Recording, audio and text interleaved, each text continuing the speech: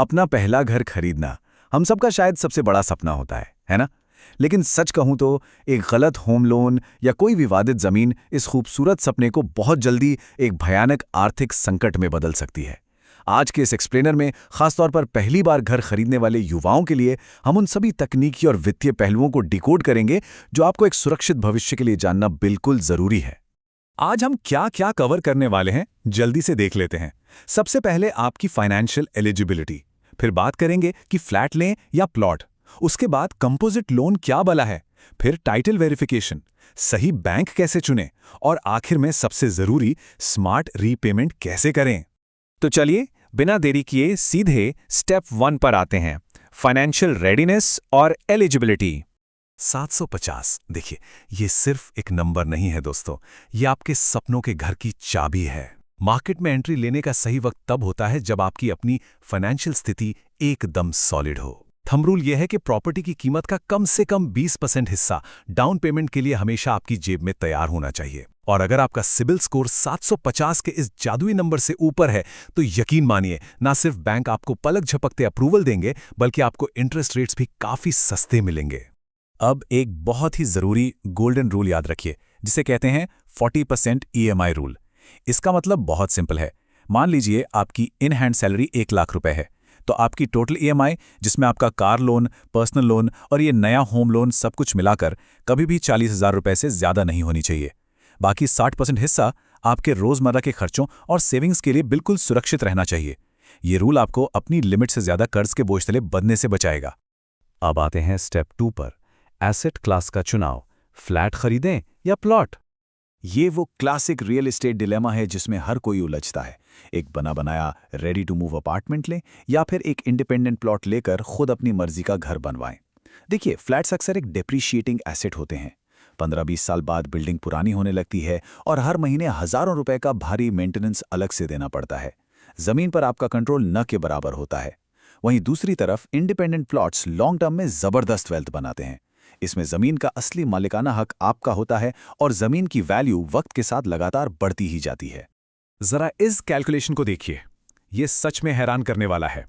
अगर आप 30 लाख रुपए का लोन 20 साल के लिए 8.5% इंटरेस्ट पर लेते हैं तो आप लगभग 32 लाख रुपए सिर्फ ब्याज के रूप में बैंक को चुकाते हैं। जी हां, मूलधन से भी ज्यादा ब्याज। लेकिन अगर आपने एक अच्छी लोकेशन पर प्लॉट लिया है तो 20 साल में उसकी कीमत 3 से 4 गुना तक बढ़ सकती है। मतलब जमीन की कीमत में जो बढ़ोतरी हुई वो बैंक को दिए गए उस भारी भरकम कंपाउंड इंटरेस्ट को पूरी तरह से कवर कर लेती है। फ्लैट्स के मामले में यह फायदा मिलना बहुत मुश्किल है। चलिए आगे बढ़ते हैं स्टेप 3 पर, कंपोजिट लोन और कंस्ट्रक्शन। अगर आपने तय कर लिया है कि फ्लैट नहीं बल्कि प्लॉट लेकर उस पर घर बनवाना है तो इसके लिए एक स्पेशल लोन की जरूरत पड़ती है, जिसे कंपोजिट लोन कहते हैं। इसमें बैंक एक साथ आपको सारा पैसा कभी नहीं देता। यह बहुत सेफ तरीका है। बैंक चरणबद्ध तरीके से पैसा रिलीज करता है। पहले स्टेप में आपको जमीन खरीदने के लिए फंड मिलेगा, फिर जैसे जैसे आपका काम आगे बढ़ेगा, मान लीजिए पहले फाउंडेशन बना तो उसके लिए पैसा, फिर छत और प्लास्टर के लिए पैसा। यह प्रक्रिया बिल्कुल कंस्ट्रक्शन की स्टेजेस के साथ साथ चलती है। लेकिन रुकिए, यहां एक बहुत बड़ी शर्त है जिसे इग्नोर करने की गलती बिल्कुल मत कीजिएगा। कंपोजिट लोन लेने के बाद 1 से 2 साल के अंदर घर का कंस्ट्रक्शन शुरू करना अनिवार्य होता है। यह बैंक की तरफ से एक सख्त डेडलाइन होती है। अगर आप सोचते हैं कि सिर्फ जमीन लेकर छोड़ देंगे तो बैंक आप पर भारी पेनल्टी लगा सकता है या फिर आपके लोन को कमर्शियल रेट्स पर कन्वर्ट कर सकता है, जो बहुत महंगा पड़ेगा। अब आते हैं स्टेप 4 पर, जो बहुत क्रिटिकल है, टाइटल वेरिफिकेशन और लीगल विवादों से बचाव। ये प्रॉपर्टी खरीदने का सबसे ज्यादा रिस्की स्टेज है।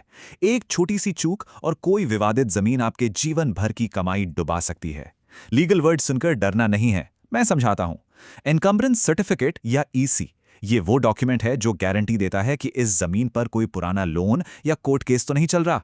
और दूसरा है NA प्लॉट, यानी नॉन एग्रीकल्चरल लैंड।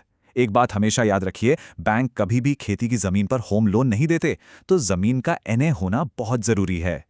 अगर आप चाहते हैं कि लोन बिना किसी रुकावट के तुरंत पास हो जाए, तो ये चेकलिस्ट हमेशा अपने पास रखिए। आपके पास पिछले 30 साल के जमीन के डॉक्यूमेंट्स की चेन होनी चाहिए, EC होना चाहिए, NA ऑर्डर क्लियर होना चाहिए, और सबसे जरूरी बात, प्लॉट हमेशा म्युनिसिपल अथॉरिटी या रेरा अप्रूव्ड लेआउट में ही होना चाहिए। ग्राम पंचायत या अनअप्रूव जगहों पर बैंक आसानी से लोन नहीं देते। स्टेप 5, सरकारी वर्सेस प्राइवेट बैंक। लोन ले कहां से? ये सवाल सबको परेशान करता है कि लोन सरकारी बैंक से लें या प्राइवेट से। देखिए, प्राइवेट बैंकों का प्रोसेस बहुत फास्ट होता है, लेकिन उनमें प्रोसेसिंग फीस और हिडन कॉस्ट अक्सर काफ़ी ज़्यादा होते हैं। दूसरी तरफ सरकारी बैंकों का प्रोसेस थोड़ा धीमा और काफ़ी सख्त होता है, लेकिन इनका सबसे बड़ा फ़ायदा ये है कि एक तो इंटरेस्ट रेट्स कम होते हैं, हिडन चार्जेस ना के बराबर होते हैं, और सबसे बड़ी बात, अगर किसी सरकारी बैंक ने आपके लोन को पास कर दिया तो इसका मतलब है कि आपकी प्रॉपर्टी के कागजात 100% असली और एकदम सुरक्षित हैं। वो आपकी तरफ से पूरी लीगल जांच कर लेते हैं। अब मैं आपको बैंक के रेट्स को कम करने के कुछ इनसाइडर हैक्स बताता हूं। लोन लेते वक्त हमेशा repo rate linked floating interest को चुनिए। इससे रेट्स हमेशा पारदर्शी रहेंगे। और एक बहुत ही स्मार्ट हैक ये है कि अगर आप प्रॉपर्टी अपनी पत्नी या माता के नाम पर रजिस्टर करते हैं तो आपको स्टैंप ड्यूटी पर बड़ी छूट मिलती है, और कई बैंक्स होम लोन के इंटरेस्ट रेट में भी सीधा कंसेशन देते हैं। सुनने में भले ही ये छोटी छोटी बचत लगे, पर लॉन्ग टर्म में ये आपके लाखों रुपए बचाती हैं। अब चलते हैं आखिरी और सबसे जरूरी स्टेप पर। Step 6, smart repayment. कभी सोचा है कि बैंक हमेशा क्यों जाते हैं कि आप 25 या 30 साल का लंबा लोन ले? वो आपको दिखाएंगे कि देखिए साहब, आपकी ईएमआई कितनी कम हो गई। लेकिन असली खेल कंपाउंड इंटरेस्ट का है। लोन जितना लंबा चलेगा, आप बैंक को मूलधन से 2 गुने से भी ज्यादा पैसा सिर्फ और सिर्फ ब्याज के रूप में चुकाएंगे। ये कंपाउंड इंटरेस्ट का एक बहुत ही मीठा ट्रैप है जिसमें हम अक्सर फंस जाते हैं। लेकिन इस ट्रैप से बाहर निकलने का एक शानदार और सिंपल तरीका है, ये 5% का रूल।